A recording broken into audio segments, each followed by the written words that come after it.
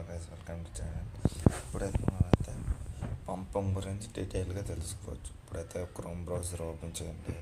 Chrome browser open చేసి అక్కడ ఏం చేస్తారంటే మీరు పంపమని ఐబొమ్మని టైప్ చేయండి. ఐబొమ్మ టైప్ చేస్తే మనకు అప్పుడు అలా ఓపెన్ అయ్యేదో ఓపెన్ అవుతుంది. ఫస్ట్ ఐబొమ్మ అని టైప్ చేయండి.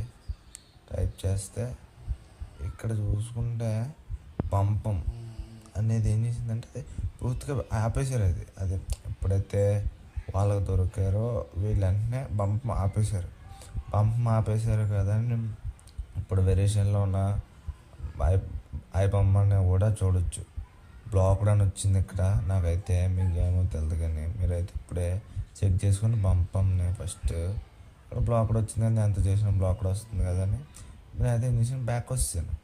క్లియర్ కట్టిన బ్యాక్ వచ్చేసి పక్కనే పైన ఐబొమ్మకి వెళ్ళాను. ఐబొమ్మకి వెళ్తే ఎక్కడ పంపం ఓపెన్ అయింది. అవి మూవీస్ ఓపెన్ అయ్యాయి కదా, ఎందుకు ఓపెన్ అవుతాయి అనుకున్నా. అదే కింద స్క్రోల్ చేశాక తోలో మూవీ డౌన్లోడ్ చేసి చూద్దామని చెప్పి సుందరకాండ అనే మూవీని డౌన్లోడ్ చేశాను. సుందరకాండ అనే మూవీని డౌన్లోడ్ చేద్దాం అనుకోండి. డౌన్లోడ్ చేద్దామని చెప్పి డౌన్లోడ్ చేస్తే అక్కడ ఐరాదాకి తీసుకెళ్ళింది. ఎప్పుడో ఒకసారి చెప్పిన షార్ట్ వీడియోలో ఐరాదాకి తీసుకెళ్ళింది.